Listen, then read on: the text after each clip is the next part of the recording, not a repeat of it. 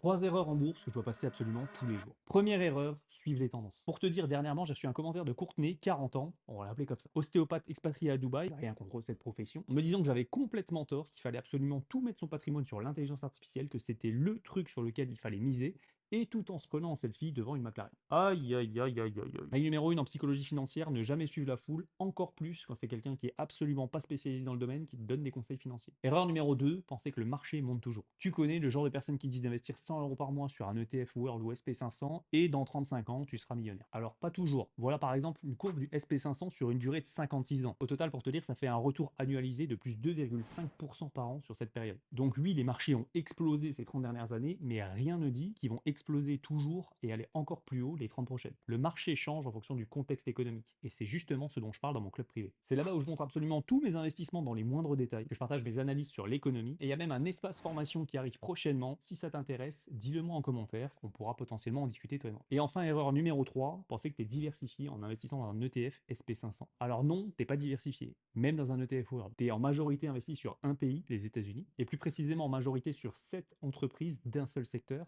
la technologie. Bref, si tu veux apprendre comment investir sérieusement, dis-le moi en commentaire, on pourra en discuter.